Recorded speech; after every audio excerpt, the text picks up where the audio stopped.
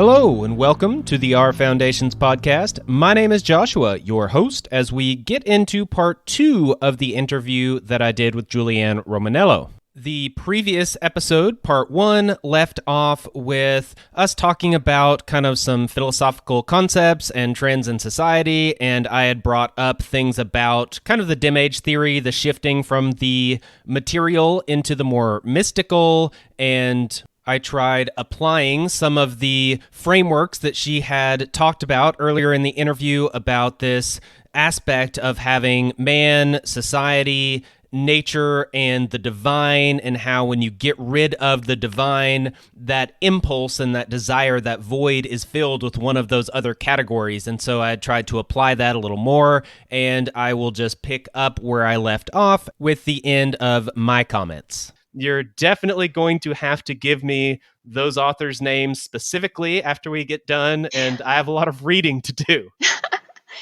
Yeah, once you start to break down these symbols and think of, these different configurations of politics, of society, of, our account of what health is, any of these things, our account of what social justice is, once you start to dig into the symbolism of it, it is fascinating. It's just, you could keep going and going, trying to unpack, like, how does this account of, what health is, like, how does this change all of our uh, prior notions of what God is, of what society should be, of what the of the environmental world is. Like, they all affect each other. And um, you know, once once you set one of those up as a sort of deity, then yeah, the definite, like, how we understand all of the others is going to be it's going to be morphed as well. You can sort of think of it as like picking up a piece of fabric. If you pick up one piece, it's going to draw the others with it. And yes, we have all of these things going on at once. So, and the thing is that they're contradictory. you know so you can't have society be set up as this apex of reality, as this, like, as the divine ground of reality. You can't argue that as this at the same time that you're, like, you're saying that human beings have destroyed the planet, and we're the evil force of death and destruction to our own natural world. I mean, if you're just looking at sort of, you know um, relations of, like, consumer behavior or something, or you're, like, really tracking some causal relationship between, like, our behavior and the environment, then there are many instances where we could say, yeah, well, human beings have done some major damage here. So I'm not arguing against that, uh, and I'm not arguing really against the idea that there is some kind of a common good. There's some good for that when society is flourishing, then each of its individual members are flourishing. I believe that is true. We all do better when each of us individually does better when society is better. So just to be clear, I'm not, you know, picking on those. But when you get into setting up a new system of faith and of ranking these primordial experiences, God, man, world, society, uh, you can't. You still have to be, like, reasonable. You still have to follow the rules of logic, and you have to test your claims by experience and, experience and logic and, looking to the records of history. Like we have many tools that we can use to check our claims. And I've like when you look at what's going on today with these different movements, like say setting up the earth as the god, and then also setting up society as the god, and using this narrative of climate change at the same time, you find that you run into these huge contradictions. And if you ask someone to explain it, well, why should we be concerned about protecting the earth if we're so bad, and the earth is so good? What's our real relationship with it? Like, can you give me an explanation of uh, why I should be deeply concerned about its health? These new religions, they can't even take up that question. They're going to actually prohibit that question. They're going to deflect. And, Voeglin, this is a cool thing about Eric Voegelin. He said, one way that we can, uh, you know, one way that we can fight disorder, spiritual disorder, is by illuminating the symptoms of it, by just giving, uh, a name to some of the symptoms and saying this is what's happening. And so he was very concerned with uh, the prohibition of questions, and he really goes after Marx. He calls Marx an intellectual swindler. And I always laugh when I read that part in Voeglin. He was an intellectual swindler. Um, Voeglin also says, like, I was a Marxist for about 6 months in my you know undergraduate studies. And he said, and then I read some economics and that cured me of that. So he's a funny character too. But Vogelin looks at like this prohibition of questions, and he says, there are certain things that you could ask a Marxist, and uh, they're not going to allow those. They're not going to entertain those questions. They're going to come up with a way out of it. And for Vogelin, Marx wasn't as bad as Hegel. Hegel was really Vogelin's nemesis. And he said, well, the systematic nature of Hegel's work. Hegel purported to, be able to explain everything. I mean, and that goes against our experience, a universal experience. I don't think there's a human being on the face of this earth that this doesn't apply to. Like, we all we understand that we can't know everything. you know Yes. um but Hegel, like, he tries to explain all of it, and he doesn't. He's like, he sort of offers his system as as the end of philosophy. Like, okay, now everything has been explained. And that that prohibition of questions that's a sign of spiritual disorder, because it goes against the fact that human beings really do know at a deep level that we cannot explain everything. And so, to bring it back into the present, I think that um, this shift away from materialism and into this mystical realm of singularity, where we all like upload our minds to the cloud, and we can live an infinite number of experiences. We can have any experience. We can, we are not limited by space and time. I think that that's one thing that that these real transhumanists like are aspiring to. They want to conquer space and time, and they want to know everything.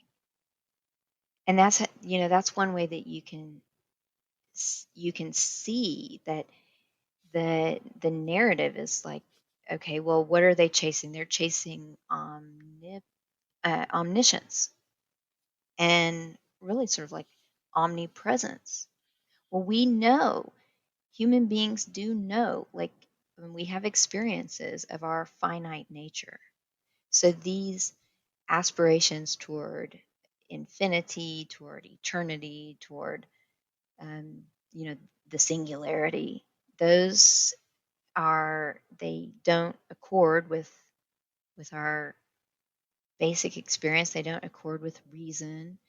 And if you ask a question to one of these like transhumanist philosophers, um, I shouldn't call them philosophers, these transhumanists, um, they're not going to be able to, they're going to sort of just deflect the question. They're not going to take it on. And that right there shows you that it is a religious symbolism, and they're going to link it with the climate crisis. I mean, like I say, some of that's utilitarian. I mean, Klaus Schwab, I think he needs his global crisis for global governance. And that might be a little bit different than, some of the transhumanists who have an idea of they want to save the climate and, you know, uh, but why, if you're going to move into this disembodied, you know, singularity, like why do you care about the about the planet? But they're not going to be able to answer that question. So anyway, yeah, Yeah. it's really wild, and it touches everything. I mean, if you're going to say, oh yeah, society is so great, it's the best thing, it's so important, how can you say that and then also demonize human beings for using natural resources? you know I mean, but that's too commonsensical for the people we're dealing with. Yeah, yeah, they want emotions and narrative and all these kinds of Yes. things, not logic and reason and data and facts. Right, and it's because of the infinite nature of these of emotions and experiences. So when you look at like like reforms to our educational systems, and this is like um it's the P20 pipeline, like preschool all the way up to PhD. So you see this, I guarantee you, if you look at your public schools website or whatever, you're going to find that they're talking about experiences. If you look at a university website, I mean, what happened to my university? It's happening all over. Maybe not in the same brutal way, but every university is shifting to this model. And it comes from the American Council on Education, and it filters down, and it's playbook. It's the same thing everywhere.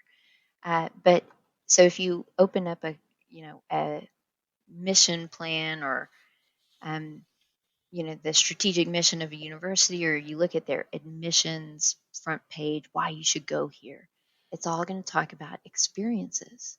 And that's because you can have an infinite number of experiences, especially if have if you live in the cloud, if you are augmenting reality and you're disembodied, and like you're living through your VR goggles or your Neuralink chip.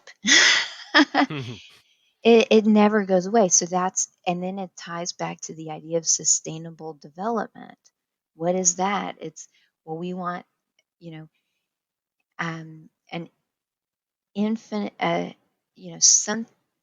some kind of source of infinite economic growth without using um, without using up our finite resources. Well, how do you do that? Well, you move everything into the virtual world, and you enjoy things there, and you enjoy them infinitely, and then you pay for them infinitely.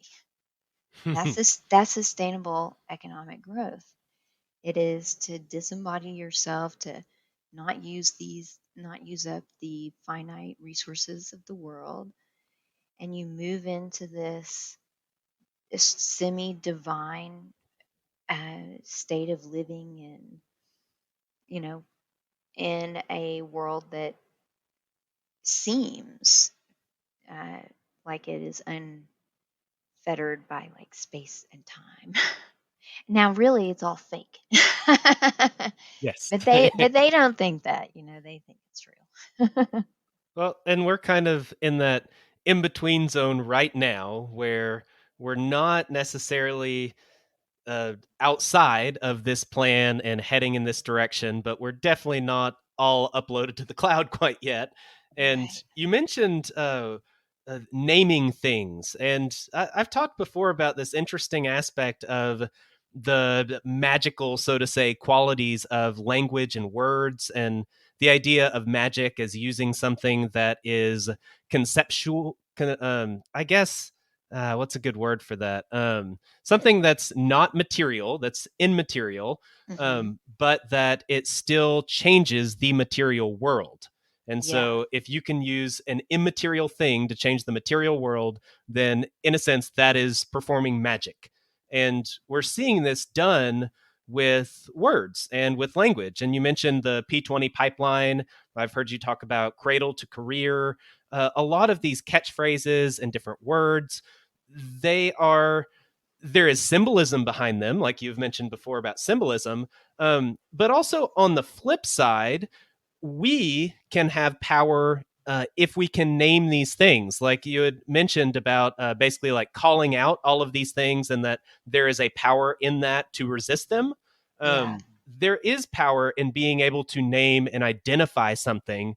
And I feel like if we can identify some of these words, these catchphrases, these things that are being presented to us as, glorious and wonderful and won't it be great for the kids?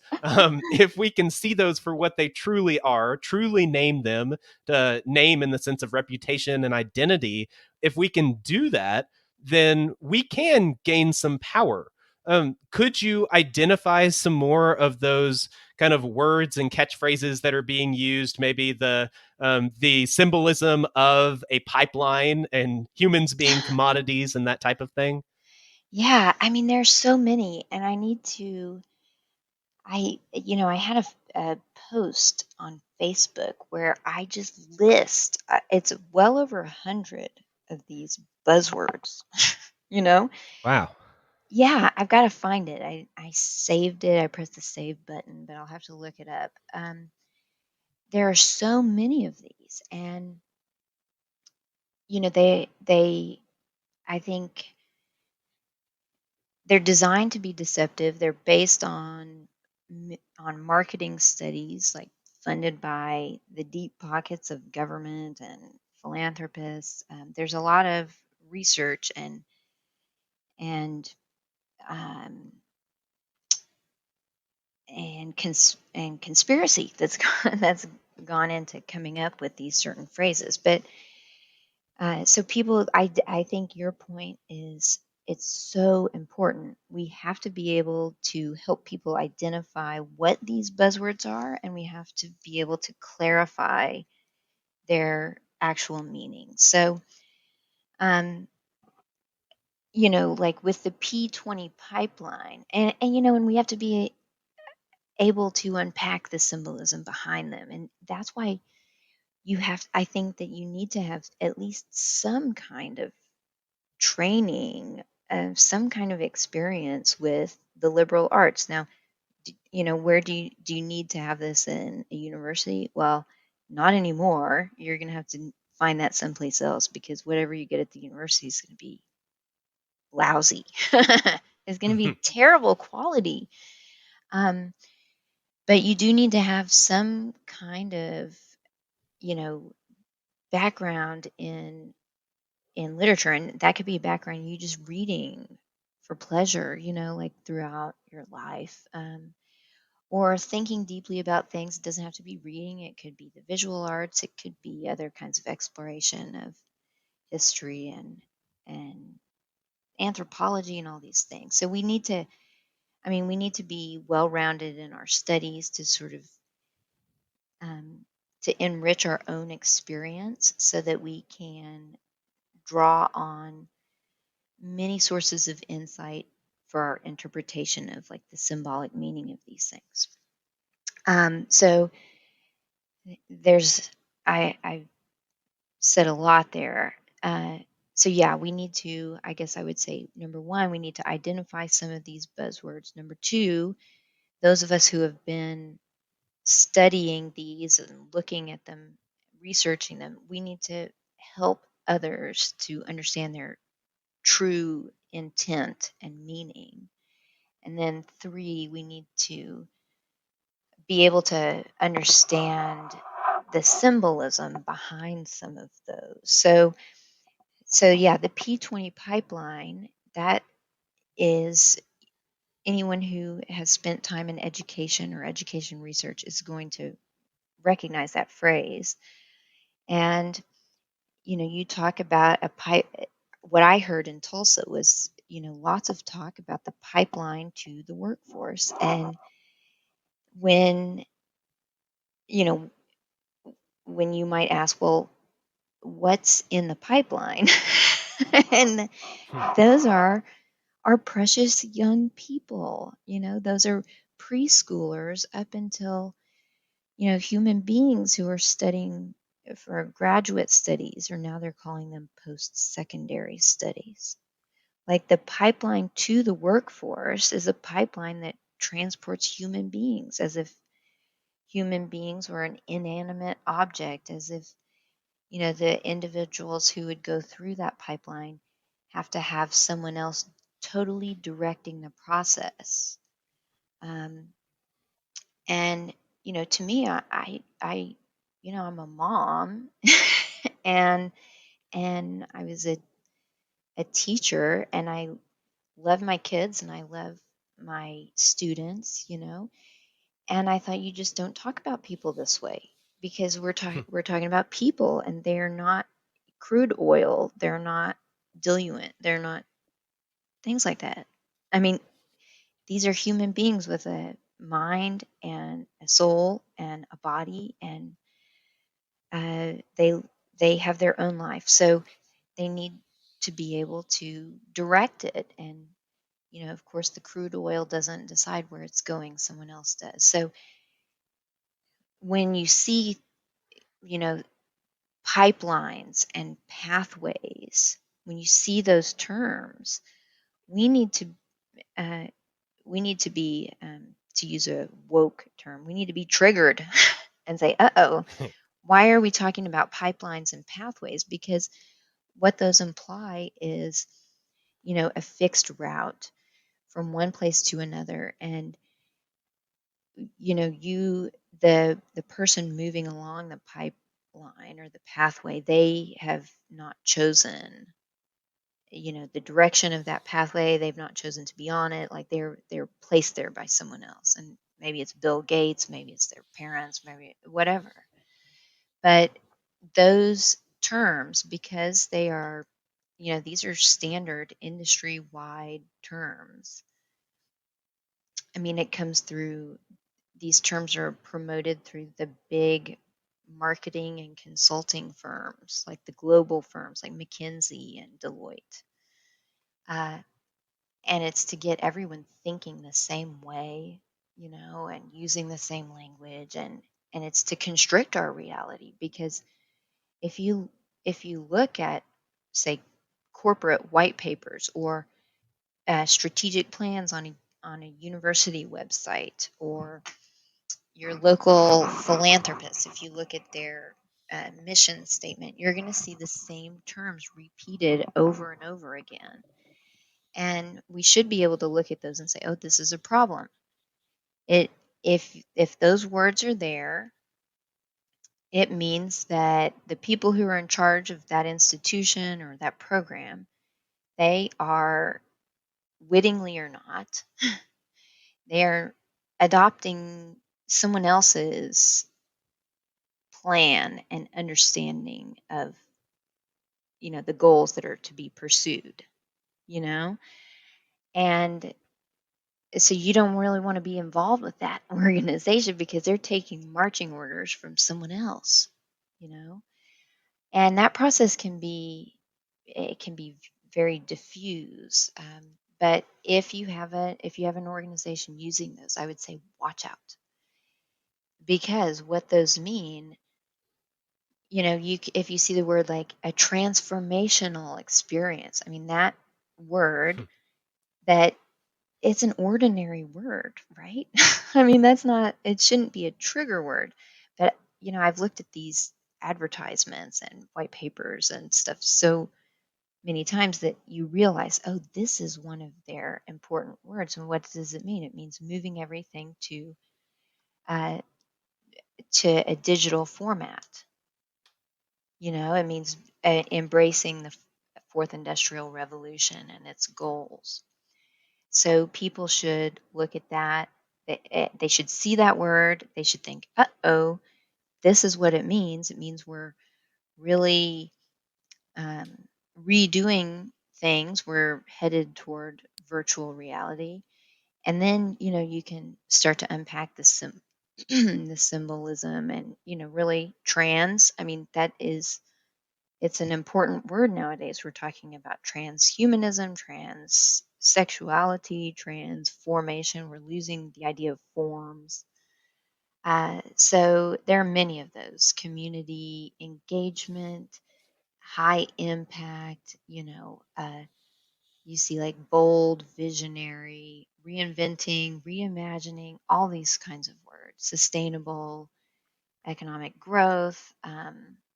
The list just goes on and on. But if we can call it out, then that's empowering to individuals and to the communities that they're a part of to do what? It's empowering them to help them understand for themselves what's going on. Now, not everybody has enough time to do the research on this stuff, and that's, I think, by design. So those of us who have done the research, we need to, I think, try our best to disseminate it so that other people have the information that they need to make it a choice for themselves, And that's what I think education is. To go back to Plato, education should not be someone else giving you an idea of how you ought to live your life.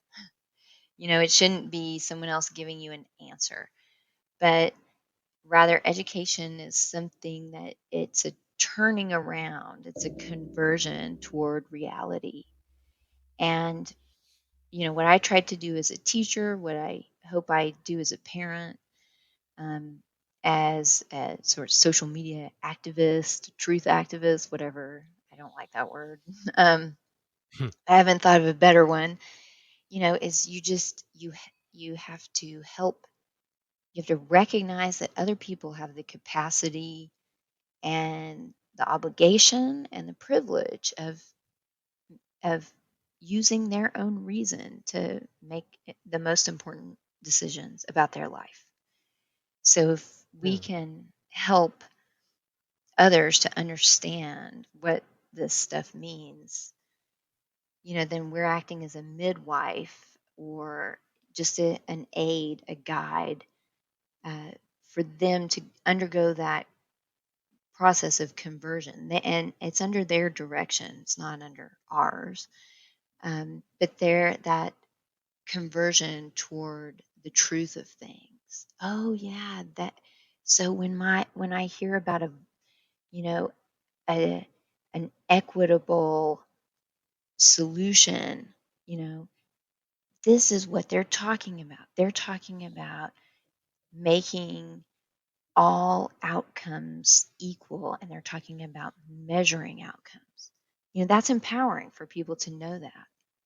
So, anyway. Yeah. Yeah. And you mentioned about how controlling language, they are basically controlling the thoughts and ideas that people have by limiting and narrowing language. Yeah. Definitely goes right in line with Newspeak from 1984, Yes. creating a language that actually gets smaller over time.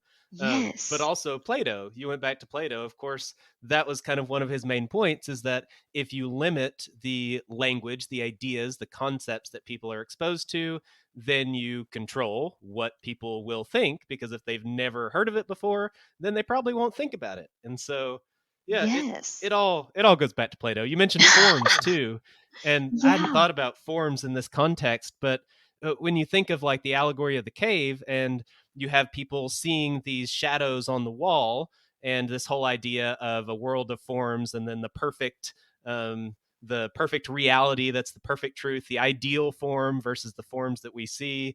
And so if you're looking at the shadows on the wall, they are shadows of a real thing way back behind you. That's reality, that's truth, that's what we are ideally trying to strive for.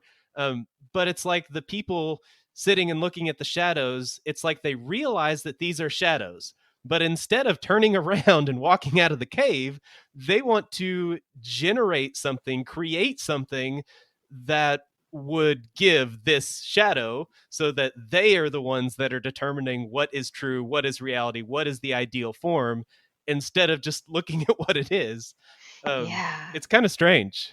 Yeah. I mean, and it's the idea of like sort of creating the conditions, for a game, because, the prisoners are the ones.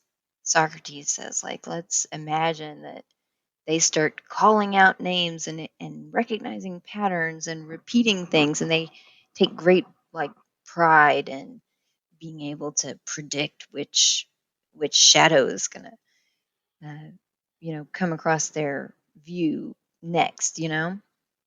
um Yeah. the people who are carrying these objects that are casting the shadows, and those are like man-made objects, actually. you know uh they their focus is on creating these conditions for a game, the prisoner's game. you know and you think, well, why aren't they doing something else? Why aren't they, I don't know, why are they carrying a vase across? uh who are they serving? Why aren't they looking out, to get out of the cave and get out into the sunlight and see a natural tree versus an artificial vase? There's so many uh, levels of imitation that are present in that wonderful image. Um, why are we not concerned with, like, minding our own business and making sure that we're doing the right thing? Why are we always looking outward when we need to look in? And I think you can ask that of each of the participants in that image. And they get sort of fooled by language. I mean, they're so excited about winning this game and getting the applause and cheering and these vocal sounds of others, that they can't, like, look down and see themselves and then act on it. And so I don't know, there's so much there about, really, like you say, controlling the content that is available to us, and limiting our access to things that would broaden our horizon and really make possible a reimagining, in the real genuine sense of the term, a reimagining of our world. Because these social engineers, these technocrats, they talk about a reimagining, but it's their reimagining. It's not a one that everyone would participate in. So they're like the guys carrying the vase. They're creating the conditions for the game. And when we play their game, and we just focus on uh, these narrow objects or shadows that are presented to our conscious, like, and we're competing with each other, then we don't look down at our own bodies, at our own situation, and you know, we miss out on all of that reality that we have access to. And I don't know, I hope that this this corona apocalypse, I hope that it is so blatant, and I hope that it gets so in your face that people are going to have to look down, see their bodies, see the society that we're in, see the manipulation that's going on, and recognize that there is so much more that we could have access to if only we would stop focusing on their words, their you know, communications through media, their talking points. We're going to have to do the work of expanding things. And I don't know, it's looking pretty tough right now, though. Yeah, but okay, so I do see that people are waking up to some things.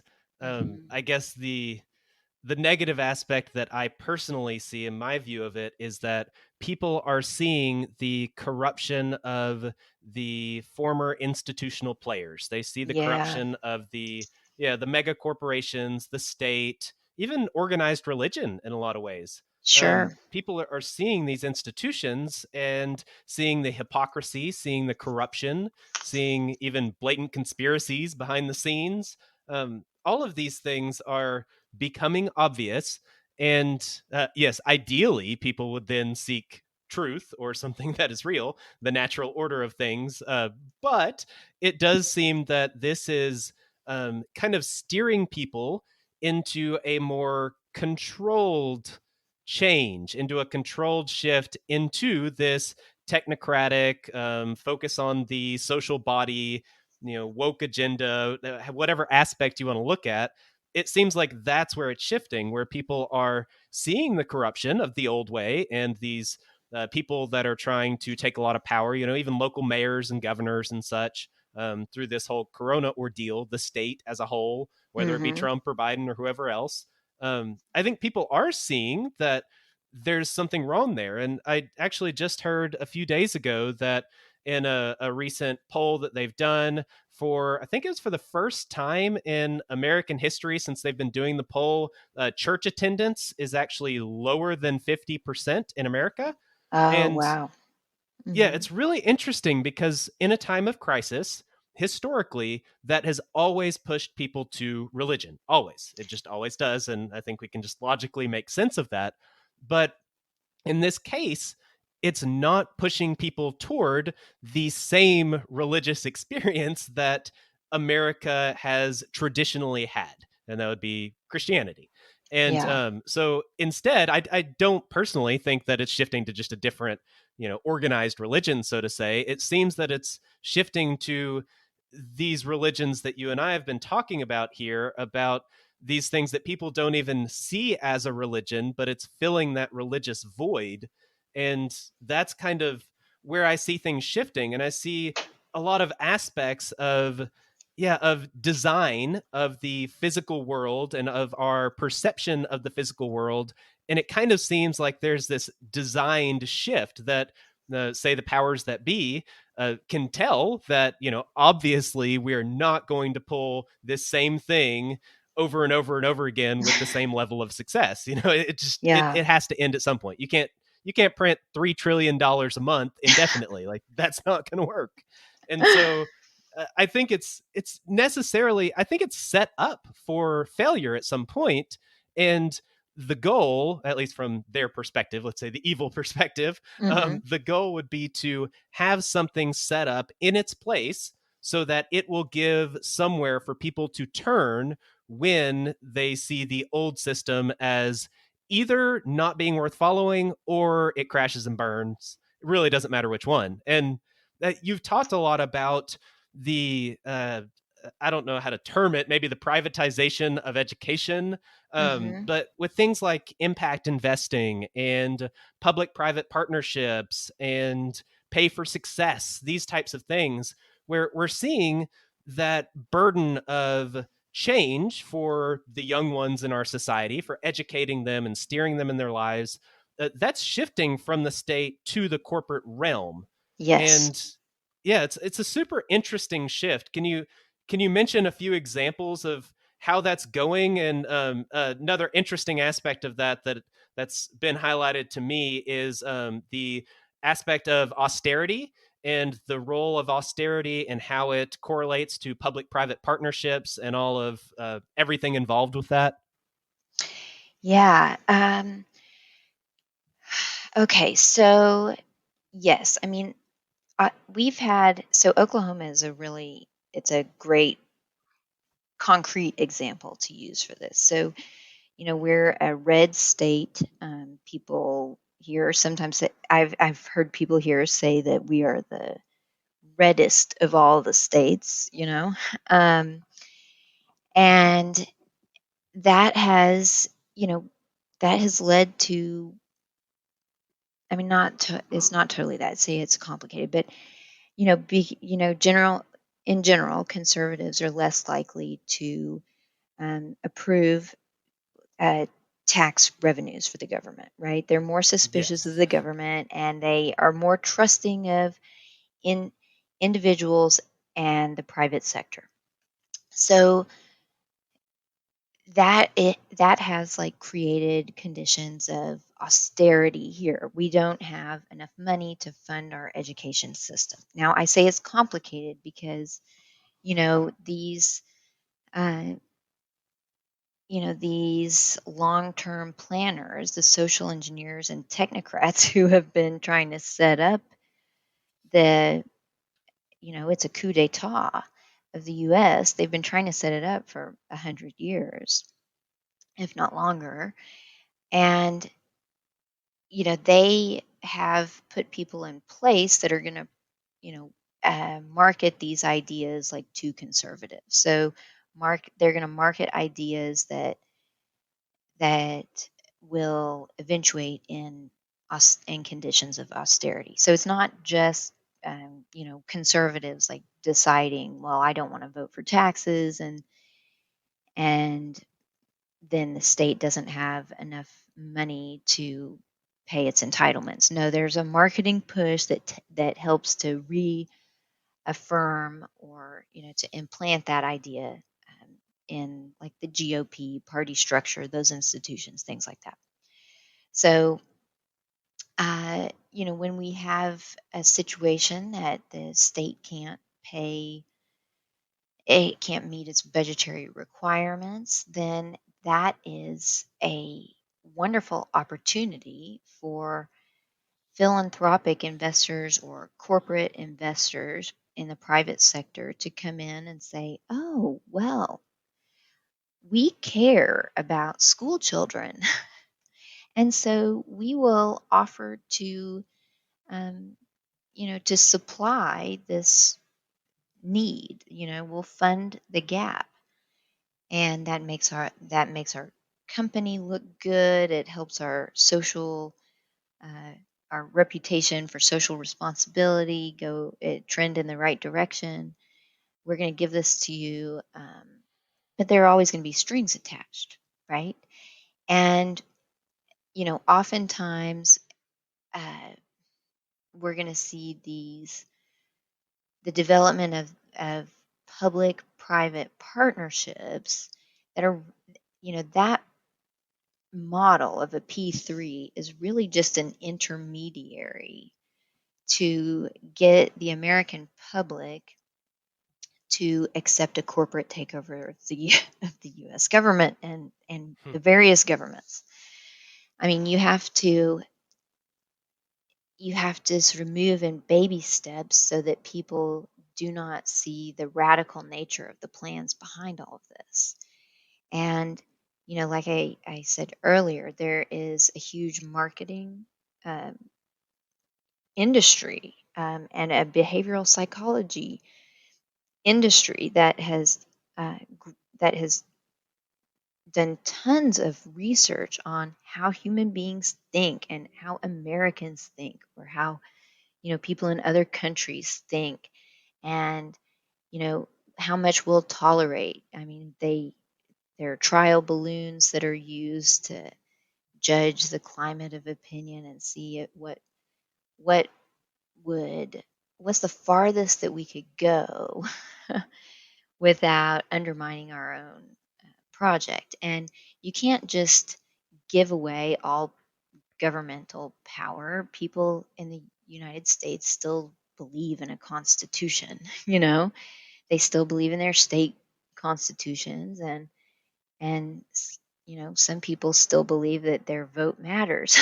I think it might. But Somewhat. somewhat, I mean, these things are, decided by higher powers or higher forces, stronger forces. But you cannot get the American public is simply not going to accept a direct transfer of governmental authority to the private sector. So the P3 is a crucial intermediary to gain the trust of a busy, distracted, and right now terrorized public. So, you can establish a P3, and, you know, then you have I'm going to just talk about philanthropic funders because that's what we're seeing here in Oklahoma. You have a philanthropic funder who sort of develops a partnership with the government and maybe another uh, NGO, some kind of public or social service provider, and the funder, the philanthropic funder, the private sector funder, will manage uh, to supply what the conditions of austerity have left wanting. And he who holds the purse strings, really isn't in the most is in control, and that even if the philanthropic funder is not providing um, the same or more actual funds as like tax revenue based, that doesn't matter. What matters is like the incremental donation, like what is it going to take to actually fund the program, like that by controlling that last bit of the spread, then really these private funders gain all the power. And then they also, through the mechanism of performance-based contracts or pay for success contracts, um, those those types of contracts set up an expectation in the public's eye that, oh, well, there's accountability, there's going to be objective measurement of results so that we can verify that, what we're getting from this P3 is, the same or better as what we would get from our government. And so a performance-based contract makes this the activities of a P3 funded by a private funder, it makes them look like they are consistent with representative government, you know.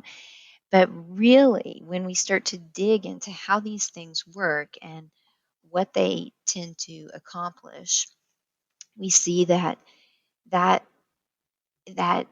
language of verifying outcomes, it's not for the benefit of the citizens of a state or a city or the country.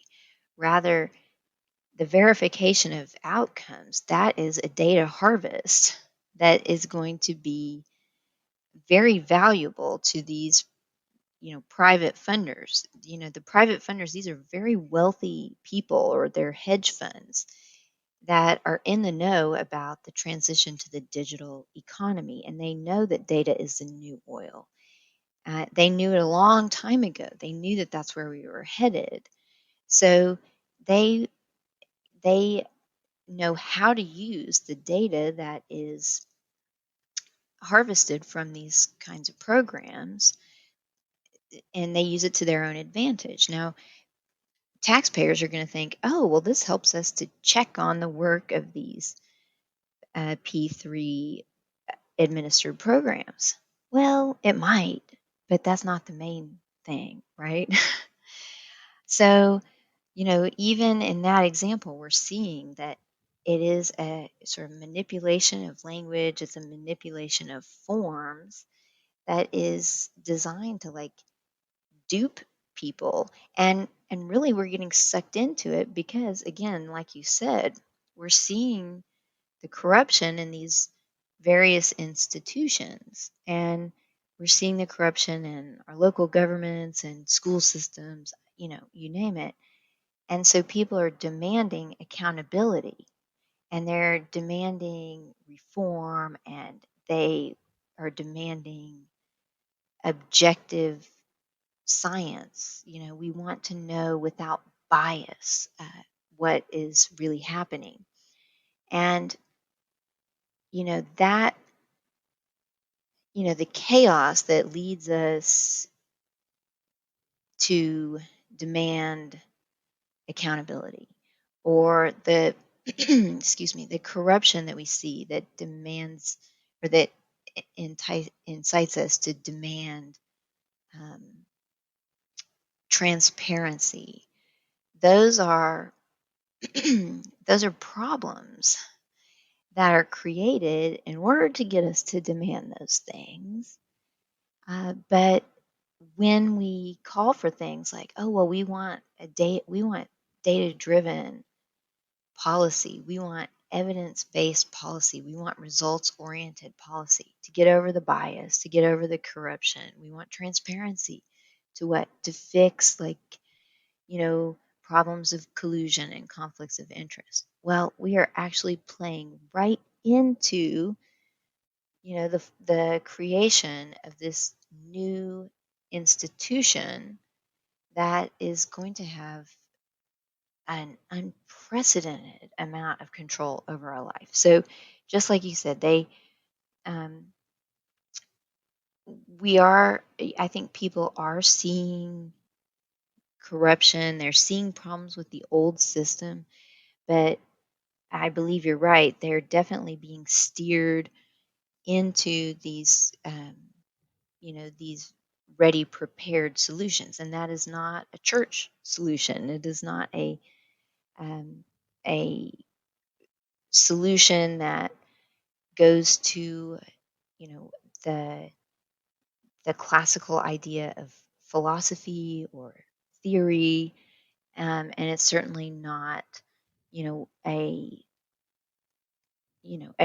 a traditional um, you know faith. Like it's not we're not being driven toward the practice of one of the three traditional monotheistic religions. Here we're not being driven into church. In fact, all the churches have closed their doors, and I mean not all of them, but many have closed their doors or gone virtual, and they are in it just like everyone else.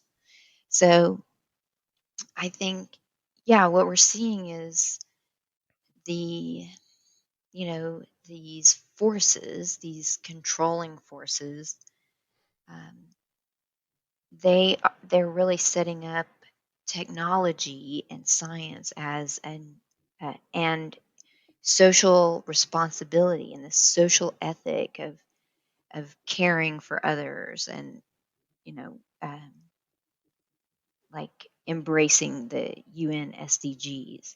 They're setting that up as a new savior. It's the new religion. It's the religion that doesn't have any of the faults of the old corrupt religion. I mean, we're trying to move beyond the era of politics, because politics is what? It's corrupt, it's messy. Uh, because it's partisan, then you're going to have conservatives who create these conditions of austerity. So this entire thing is, yeah, I mean, I think it is a game that is controlled to get us into this new religion of communitarianism, of social justice, and really what you see. with, like, if we examine like the intersection of social impact finance or pay for success finance, um, with this larger, like, theocratic move, if we want to evaluate it in some of the Voeglinian terms that I mentioned earlier, we can say, well, when we start using social impact finance to do well, that is, make some money by doing good, like engaging in works of what used to be called charity, Hmm. um, we're collapsing the divine uh, aspect of reality into the immanent realm. So we're bringing transcendence into the immanent realm, and that is, I think, that is an ideology. That's the lie, because you can't do that. Immanence and transcendence are two different things. And so, this solution of caring for people without an authority telling you to care for them, well, that's just a lie on the face of it, because, there is an authority that's telling you that being a good person means doing what? Like respecting the UN SDGs. Hmm. I mean, you have an authority that's telling you what success is. Pay for success. Okay, what is success? Success is when you graduate from high school, you will have a job within 6 months of graduating. Well, why? Who who got to define that? Hmm. Who got to say, yeah, this is what success means? Well, it wasn't the voters, and it wasn't, um, you know, the sacred scripture or a faith tradition. Rather, like, it goes to this sort of lowest common denominator of, oh well, everybody thinks that it's good to have a job, so Hmm. since we all agree on that, like the consensus itself is made, you know, it's given this like divine spiritual quality. Oh yeah, like everybody wants a job 6 months out of graduating. We all need work. So it's just posited to us. And that, like, there is no individual agency there. Like, that is you being told what success is. You're being told how to get there. You're being told how it's going to be financed. And meanwhile, all around us, as this transfer of, what used to be, um, public authority, where we at least have to pretend that representative government works. Now we're just sort of moving into the realm that, or the new world order, that states are totally gone, that they don't matter, that these giant corporations are, they are acting within our best interest, and really they're going to tell us that we've done it. They're going to say, oh well, the stakeholders, we're looking out for stakeholders, and we listen to all stakeholders, and we have solicited community opinion. And so they make all of these sort of motions in the direction of you know representative government, of recognizing our agency to make decisions for ourselves. But it's all a lie, because they can call a community meeting, or they can post a survey and take an assessment of what people would like, but really they're going to do what they want to do. And if they tell us, oh well, this was your idea, well, that doesn't make it true. So That's just how, you can test these things and you can say, well, they're telling me that it's my idea, but is it really? And we have to be able to say, no, it wasn't. So this is a lie. It's against reason, and we should be questioning. Yeah, but you should just have faith that when the experts say it's your idea, of course it's your idea. Trust them. Oh, and especially trust them if we're using blockchain technology to verify, transactions, because, the blockchain doesn't lie. And I will have to break off the interview there. We'll pick up next time in part 3 and wrap up the rest of the interview. This should give you a little bit of a teaser preview of what we're getting into, and that would be blockchain technology. There is definitely a negative side of that, as well as the positive side that we've talked about before. And so we'll talk about that a little more and continue on with our conversation on all of these subjects in the following episode. So please come back for that. I would like to say thank you to anyone who has left a review or a rating for the podcast. That is much appreciated, as well as those who are financially supporting the show. It seems that a lot of people that had signed up just to hear the Vin Armani interview, the first one in its entirety, ended up sticking around. So far, they haven't canceled. So if you have forgotten about that, but you wanted to, go ahead and do that. That's okay. But if you are sticking around because you want to support this content, every dollar that you give goes straight to this podcast. I do not by any means make any profits on this show. You are covering the cost of all of the things that I do here and making sure that this content gets out there in the best ways possible with the support money that I have, at least, plus some of my own. So thank you very much for all of that. I really appreciate it. I appreciate you as a listener and all of the different levels and aspects of your support. So with that, I'm out. Peace. This has been another episode of Our Foundations podcast. Thank you for listening. Goodbye. Yeah, thank you. Goodbye.